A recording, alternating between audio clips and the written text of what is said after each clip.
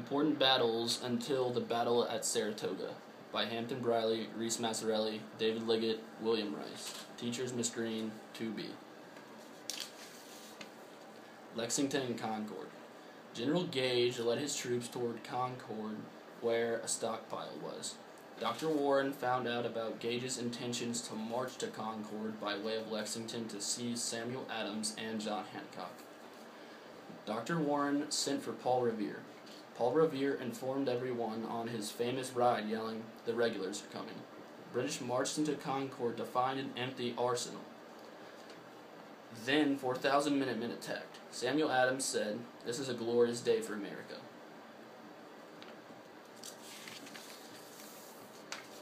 Battle of Bunker Hill, 1775.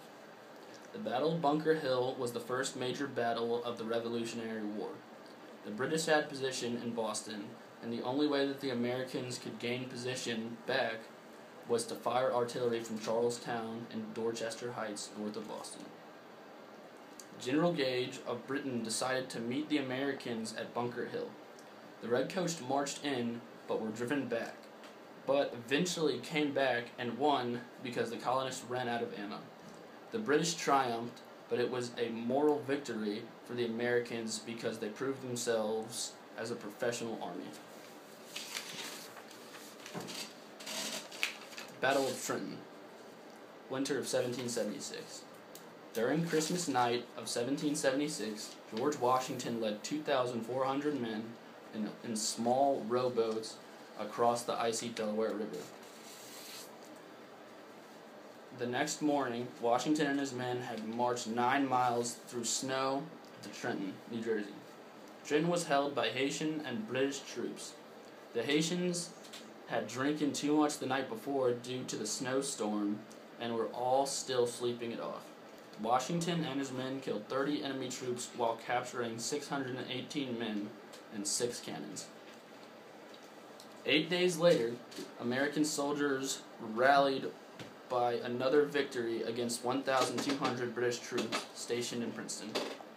Encouraged by these victories, Washington marched his army into winter camp near Morristown in northern New Jersey.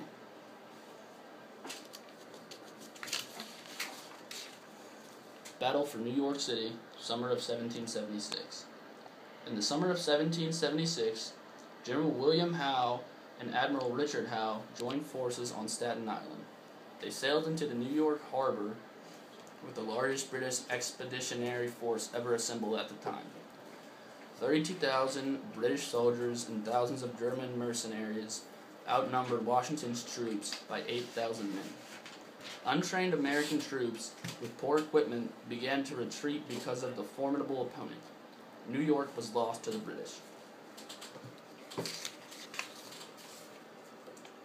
Battle for Philadelphia, spring of 1777. In the spring of 1777, General Howe began his campaign to take the American capital of Philadelphia. Howe's troops sailed from New York City to the Chesapeake Bay. The Continental Congress fled the city while Washington's troops, unsuccessful, tried to back the Redcoats at Brandywine Creek.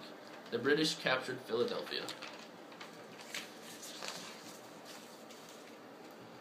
Battle at Saratoga, 1777.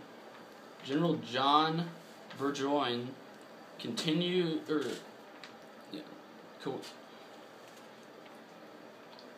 convinced London's high command to allow him to pursue a complex plan.